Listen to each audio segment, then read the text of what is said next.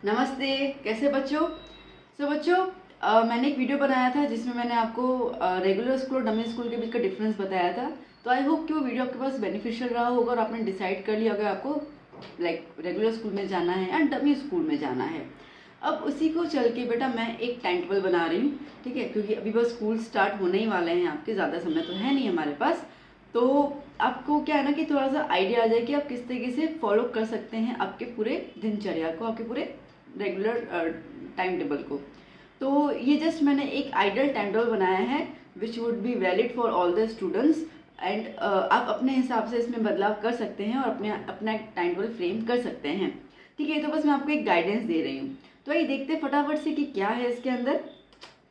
तो जब से पहला जो है दैट इज़ रेगुलर स्कूल के लिए मैंने बनाया हुआ है। अब रेगुलर स्कूल में जैसे हमें पता है कि आपको आना होता है, जाना होता है, ठीक है। तो अब उसके लिए टाइमिंग वगैरह भी कैसे मैनेज करना है। तो ये जो मैंने बनाया है, ये मैंने बनाया है मंडे टू फ्राइडे के लिए, मतलब कि वीकडेज का। ओके, तो मंडे टू फ्राइडे का ये वाला मैंने बना के रखा है। आगे वीकेंड्स का बता दूंगी। तो जैसे 5 o'clock आपको उठना ही होगा, ठीक है। 4-4:30 तो मैं आपसे एक्सपेक्ट भी नहीं करती हूँ, पॉसिबल भी नहीं है इतना कोई जल्दी उठे। जो उठता है बहुत अच्छी बात है, ठीक है। तो 5 to 6 में आपका क्या रहेगा, 1 आवर स्टडी टाइम आप दे दीजिए। अब 5 to 6 का 1 आवर स्टडी टाइम, इसका मतलब क्या है बच्चा कि देखो कोई ना कोई आपका वीक सब्जेक्ट तो होगा ही। ओके, तो आप कोई वीक सब्जेक्ट उठा लीजिए। जैसे आपको केमिस्ट्री, फिजिक्स, मैथ्स, बायो, ये 3 सब्जेक्ट हैं, मतलब इनमें से 3 सब्जेक्ट आपके पास है, मैथ्स एंड बायो ऑप्शनल। तो आप एक सब्जेक्ट उठाइए जो आपको वीक है, ठीक है, जो जिसमें आप काफ़ी गलतियां कर लेते हैं या जिसको समझने में आपको काफ़ी समय लग जाता है, जिसमें यू नीड की प्रैक्टिस की बहुत ज़्यादा ज़रूरत है। तो क्या होता है ना, आप जब सो के उठते हैं और सुबह सुबह का आपका माइंड जो है वो फ्रेश होता है, तो उस हिसाब से आप वो सब्जेक्ट उठा सकते हैं। अब देखिए बेटा, हमारे पास 2 किस्म के बच्चे होते हैं। एक जो होते हैं वो सूरजमुखी, जो सुबह उठ सकते हैं, आराम से अपने को टाइम दे सकते हैं। और जो दूसरे बच्चे होते हैं वो उल्लूमुखी। उल्लूमुखी इसका मतलब कि जो रात को जगते हैं, सुबह इतना जल्दी नहीं उठ सकते, ठीक है। तो उनको उठने में समय लग जाता है। और वेल रेगुलर स्कूल तो आपको 6 से पहले 6 तो आपको उठना ही होगा, उससे तो अभी आप कहाँ लेट उठेंगे, ठीक है। तो इसके लिए मैंने वो टाइमिंग दे दिया। अगर 5 to 6 नहीं उठ सकते हैं तो ये 5 to 6 का स्लॉट आप नाइट को डाइट में शिफ्ट कर लेना, ठीक है। तो कोई दिक्कत नहीं आती है। फिर 6 to 7 में आपको बस रेडी होना है स्कूल के लिए, ब्रेकफास्ट वगैरह कर लेना है, जो भी आपका रहेगा, ठीक है। 7 to 2 का मैं स्कूल आवर्स मान के चल रही हूँ। अब किसी का 7:30 to 12:30 होता है, किसी का 7 to 2 रहेगा, सबका अलग अलग स्लॉट रहता है। तो मैंने ये जस्ट रफली 7 से 2 का टाइमिंग जो मेरे स्कूल का हुआ करता था, ठीक है, तो मैंने उस टाइमिंग का स्लॉट आपको यहाँ पे दे दिया हुआ है। You can change by your self. तो ये स्कूल आवर्स रहते हैं जहाँ पे आप स्कूल में जाएंगे, खेलेंगे, कूदेंगे, मस्ती वस्ती करेंगे, प्रैक्टिकल्स करेंगे, पढ़ाई करेंगे। फिर हम बात करते हैं, आप जब 2 बजे घर पे आएंगे तो 2 से 3 बजे तक आपका लंच हो जाना चाहिए और उसके बाद 3 से 4 1 घंटे का आपका पावर नैप होना चाहिए। और ये इंपॉर्टेंट पार्ट है, क्योंकि देखो बच्चों, आप जब 5 बजे से उठते हैं और इतना ज़्यादा वर्क करते हैं, ठीक है, स्कूल जाना है, स्टडी करना, आना जाना, ये सब कुछ रहता है, तो आपकी बॉडी टायर्ड हो जाती है। और देखो हर एक का एक लिमिटेशन होता है। अगर आप एक गाड़ी चला रहे हो, ठीक है, तो आप अगर आप उसको चलाते रहोगे तो उसका इंजन इतना गर्म हो जाएगा, गाड़ी बंद ही हो जाएगी, बोलिए अब तो भाई मेरे को नहीं चल रहा। तो ये हमारी बॉडी भी क्या है, इट्स अ मशीन, ठीक है। तो आप उसको लगाता तो चला ही नहीं सकते, तो यू नीड सम ब्रेक। तो वो पावर नैप जो है वो आप 1 घंटे का तो आपको पावर नैप लेना ही है, तो आप लेंगे ताकि आप उठेंगे तो बिल्कुल फ्रेश हो जाएंगे आप, ठीक है। कॉफ़ी भी पी लेना अच्छे से, उसके बाद मस्त आराम से फिर से स्टडी पर लग जाना।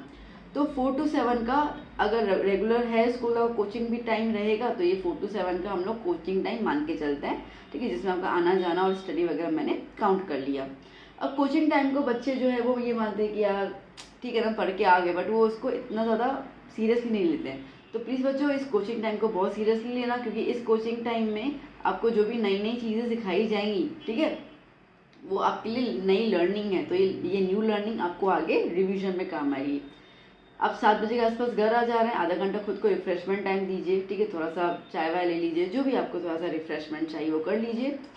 देन हम बात करते हैं 7:30। ओके, 7:30 से 8:30 तक का आपका टाइमिंग जो रहेगा वो रिविजन टाइमिंग रहेगा। अब रिविजन मतलब क्या, रिविजन मतलब कि आज पूरे दिन में आपको स्कूल में, ठीक है, अगर स्कूल के टीचर बहुत अच्छे हैं और आपको उनका समझ में आता है, तो स्कूल में आपको क्या टॉपिक करवाया, या तो फिर ट्यूशन पे, कोचिंग में, जो भी आपको ठीक लगता है, जो इन शॉर्ट आपने आज एक नया टॉपिक लर्न किया स्कूल और कोचिंग में, उसको आप रिवाइज करेंगे। ये बहुत इंपॉर्टेंट फैक्टर है। इसमें होता क्या है ना बच्चों, इसमें होता ये है कि बच्चे इसी रिवीजन को थोड़ा सा लाइटली लेते, बोला अभी तो पढ़ के आया हूँ, अभी क्या रिवाइज करेंगे। बट देखो, जैसे कि आज आपने कोई गाना सुना, ठीक है, वो गाना क्या आपको एक ही झट में लर्न हो जाएगा? नहीं होगा, ठीक है। बट ऑब्वियसली उस गाने को आप 2 से 3 बार उसी दिन जब सुनते हैं तो आपको उसके लाइक 90% लिरिक्स तो लर्न हो जाते हैं। फिर आप अगर एक दिन और उसको पूरा दिन सुन लेंगे तो आपको 98%, ठीक है, एक और दिन सुना तो 100%। फिर तो आप जब नहीं सुनेंगे और तकरीबन आपने 1-1.5 महीने के बाद अगर उस गाने को सुना है, फिर भी उसके लिरिक्स आपके दिमाग में रहेंगे और आप एज इट इज़ ही ट्यून में गाना गाएंगे। ये तो आपके साथ होता ही होगा, अभी भी हो ही रहा होगा। वेकेशन है, थोड़ा बहुत आप तो इंजॉयमेंट कर ही रहे होंगे, कोई दिक्कत नहीं है, ठीक है। तो ये चीज़ चलती है। तो सेम फैक्टर हमारा स्टडी को लेके भी आता है बेटा, ठीक है। तो जब आप कोई चीज़ सीख के आते हैं तो आपके दिमाग में वो चीज़ 100% रिटेन होती है।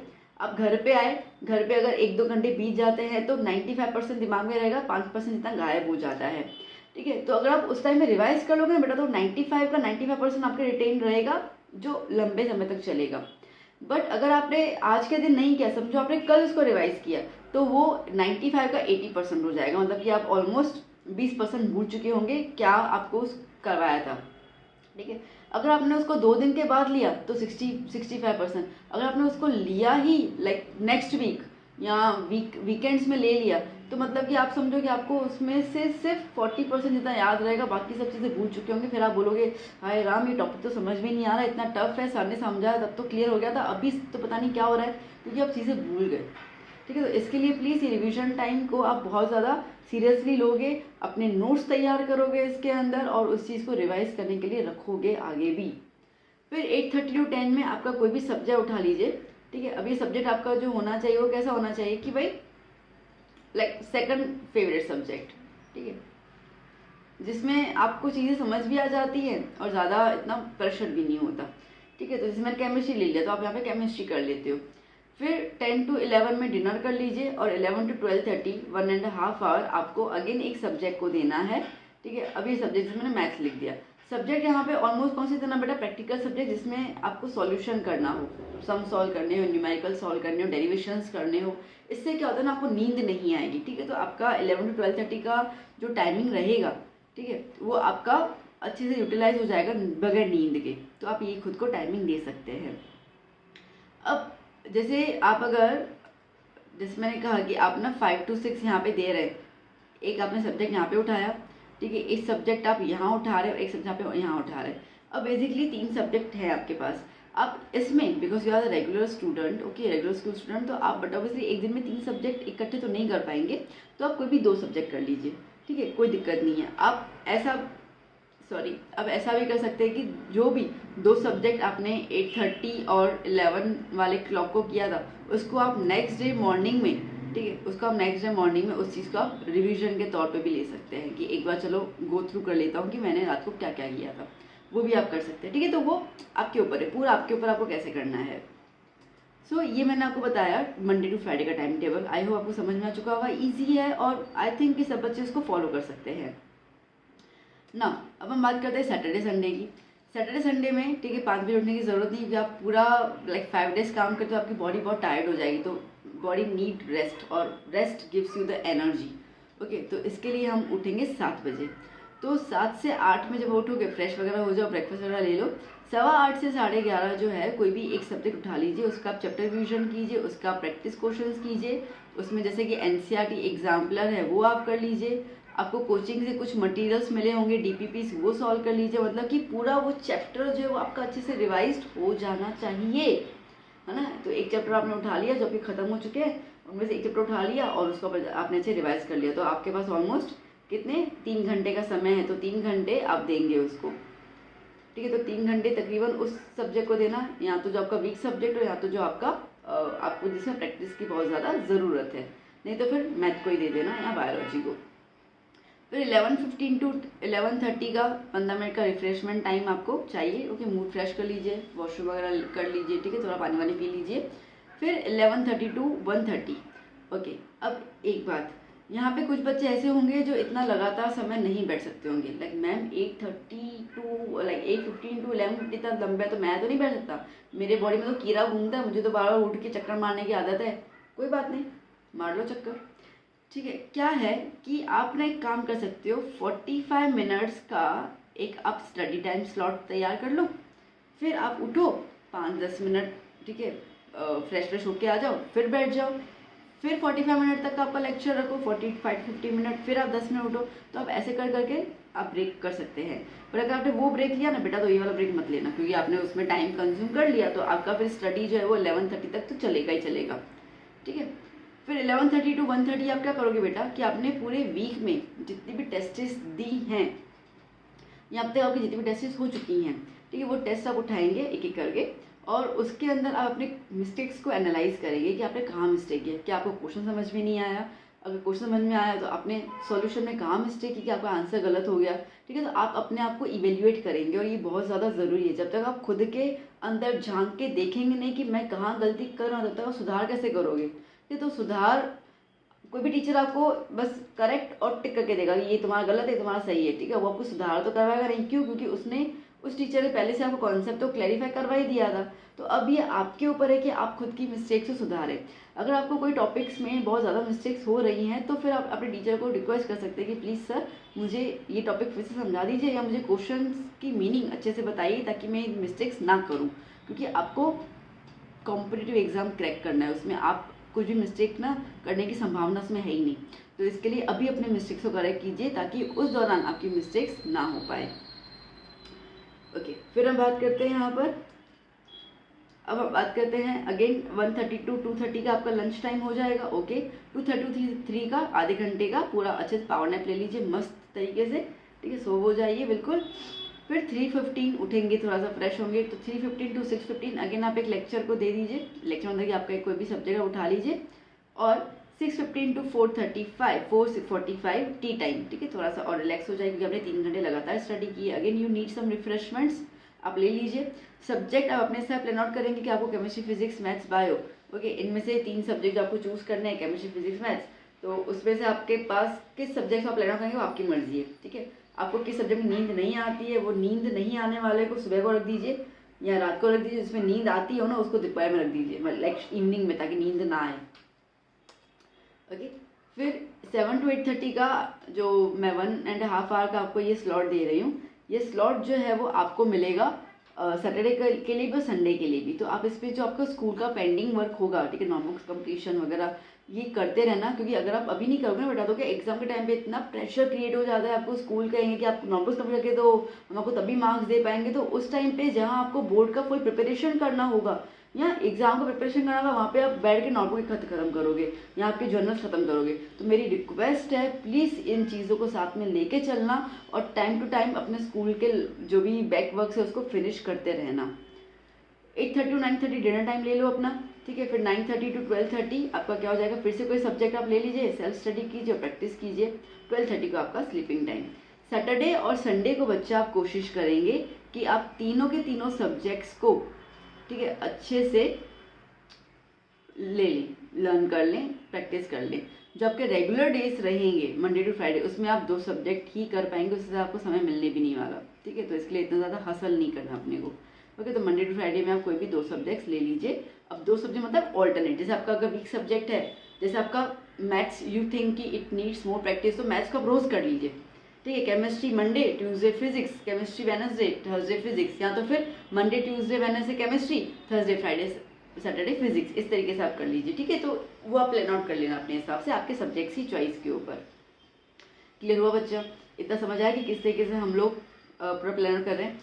टाइमिंग डिनर का, सोने का वेरी कर सकता है। ठीक है, बट ऑब्वियसली आपका स्कूल टाइमिंग, आपका कोचिंग टाइमिंग अलग है। तो ये सिर्फ और सिर्फ मैंने आपको एक आइडिया दिया है, और इस तरीके से आप टाइम टेबल बना देंगे अभी के अभी, और आपके घर के दीवार पे, आपके रूम के जो स्टडी रूम आपका रहेगा उस पर आप चिपका भी लेंगे।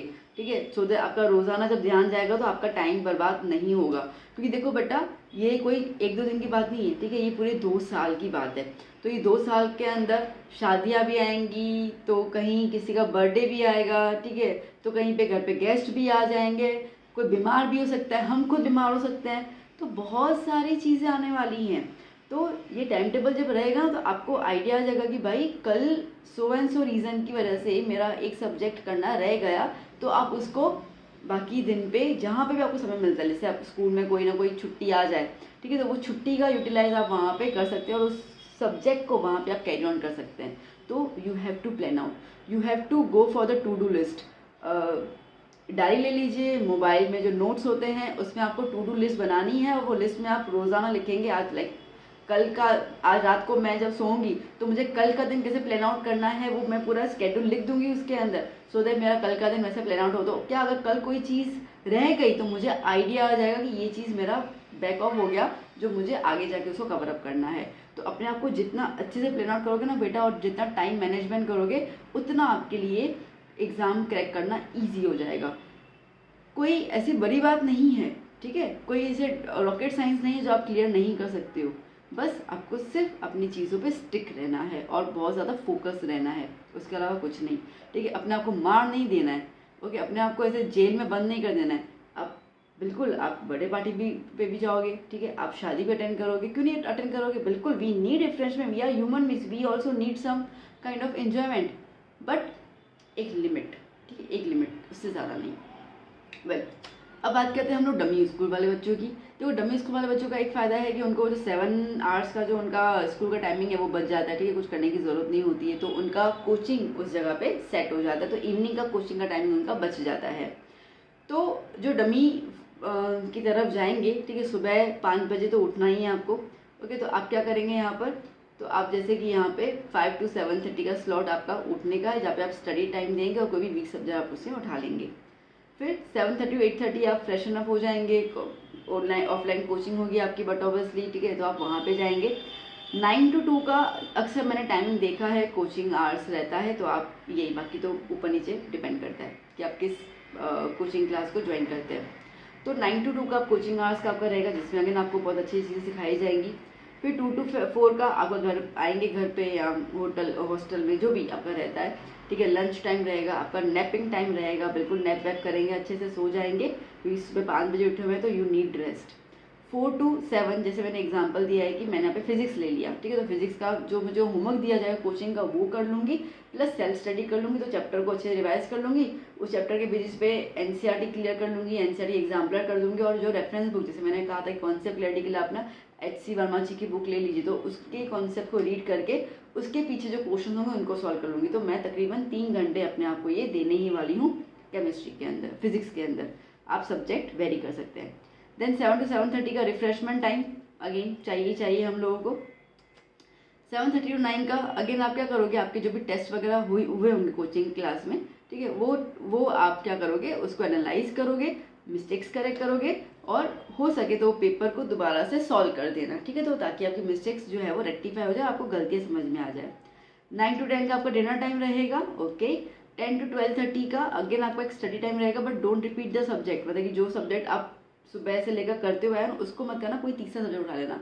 सी you are in dummy school, तो आपको एक दिन में तीनों के तीनों सब्जेक्ट को लेके ही चलना है, आप 2 सब्जेक्ट को लेके नहीं चलेंगे, तो 2-3 सब्जेक्ट उठा लेंगे आप, ठीक है। अभी आप प्लान आउट कर ले, जिसमें नींद नहीं आती है उसको रात को ले लो, ठीक है, सुबह को और दोपहर का, आपके पास ये 3 टाइम का स्केड्यूल है। 12:30 आप सो जाएंगे और फिर सुबह दोबारा से उठेंगे। तो ये आपका जो स्केड्यूल रहेगा वो मंडे टू संडे का ही रहेगा। द रीज़न इज़ दैट कि आपका स्कूल नहीं है, तो इसके आपके अंदर वीक डेज और वीकेंड डेज तो आते ही नहीं है। दूसरी बात यह है कि कुछ ऐसे दिन होंगे जहाँ पे आपका कोचिंग नहीं रहेगा, ठीक है, तो अगेन उन दिन को आप प्लान आउट कर सकते हैं अपने वीक सेक्टर्स को स्ट्रेंथ पे कन्वर्ट करने के लिए। Practice practice practice, okay, that's it. यही बहुत देख, प्रैक्टिस इज द ओनली रामबाण इलाज टू क्रैक द JEE। अच्छा, अब इसमें एक और चीज़ बताऊँ मैं आपको, जैसे कि आपके पास 3 सब्जेक्ट्स हैं, ठीक है, तो तीनों सब्जेक्ट का बच्चा इंपॉर्टेंट जो है ना वो बहुत ज़्यादा है, आप कोई भी सब्जेक्ट को लीव नहीं कर सकते हैं।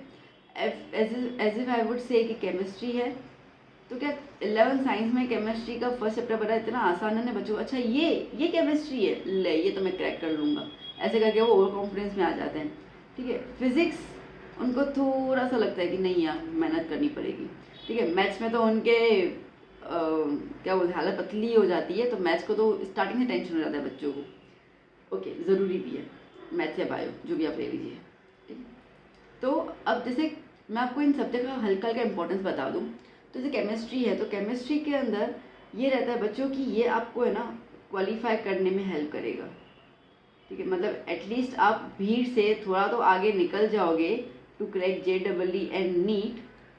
ठीक है, आप क्वालिफाइड तो हो जाओगे अगर आपने केमिस्ट्री बहुत अच्छे से कर लिया। अगर इजी है तो इजी का फ़ायदा उठाओ ना। If the subject is easy then go for the PG. Okay, easy PG है तो फ़ायदा उठाओ और अपने मार्क्स को गेन करवाओ, ठीक है, इंक्रीज करवाओ।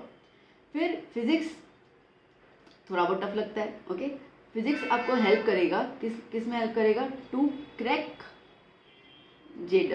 ठीक है, क्रैक करो अच्छे से, मतलब कि बेसिकली अगर हम कहते हैं तो रैंक थोड़ा सा आगे हो जाएगा। और मैथ्स और बायो अगर आपका बहुत स्ट्रांग है और आपने से बहुत मेहनत की, बहुत अच्छे से रिजल्ट आ रहा है, तो भैया आप रैंक लेके आ जाओगे। वो जो रहता है ना 1 to 100 या 5000 तक का अगर रैंक गिन के चले, ठीक है, आप बिल्कुल बाय का रैंक में आ सकते हो उसके। तो ये चीज़ ध्यान देना, हर एक सब्जेक्ट का एक अपना ही इंपॉर्टेंस है, एक अपना ही जोनर है, और हर एक सब्जेक्ट एक अपना ही खेल खेलता है आपके मार्क्स में, ठीक है, परसेंटेजेस में या परसेंटाइल में। तो इसके लिए कोई भी सब्जेक्ट को हल्के मत लेना, क्योंकि अभी अगर आपने हल्के में लिया तो दूर जाकर वो जितना भारी पड़ेगा ना, आप सोच भी नहीं सकते हैं। तो डे 1 से ही हर एक सब्जेक्ट की प्रिपरेशन करना अच्छे से शुरू कर लीजिए, ठीक है बच्चों।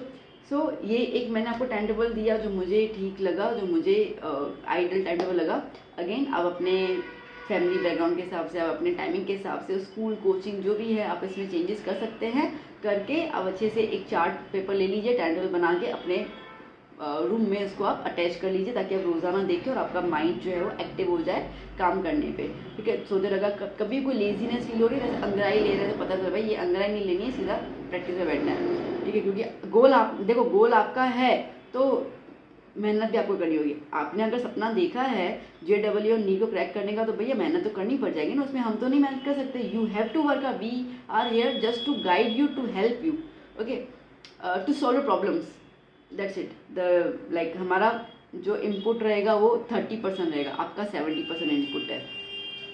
सो ऑल द बेस्ट, अपने गोल को अचीव कीजिए। यही मेरी आशा है कि जो बच्चे मेरे वीडियो देख रहे हैं और उनको ये चीज़ सही लग रही है, तो बस ये बच्चे मेरे जो है वो बहुत ऊंचाई को टच करें। हर एक टीचर की यही कामना होती है कि उनके बच्चे जो है वो आसमान को छुए। तो बस मेरी भी यही तमन्ना है कि मेरे बच्चे आसमान को छुएगा, मेरा हर एक बच्चा आसमान को छुएगा। मुझे रिजल्ट भी बताएगा, मुझे पता है, ठीक है। और मेरे यहाँ से जितनी मुझे मदद होती जा रही है, मैं उतनी आपको करती जाऊँगी। ये मेरा प्रॉमिस रहा आपके साथ। वीडियो कैसा लगा ज़रूर बताइएगा। आपके फ्रेंड्स को ये वीडियो ज़रूर शेयर कीजिएगा, ताकि उनको भी थोड़ी बहुत हेल्प हो जाए अपने आप को पूरा एक अच्छे से जोनर में लाने के लिए, अपने आप को गाइड करने के लिए। अब हम मिलेंगे नेक्स्ट वीडियो में, कुछ नई बातें करेंगे, कुछ नई चीज़ सीखेंगे। Till then keep study, keep hard working, but do take care of your self. Bye bye.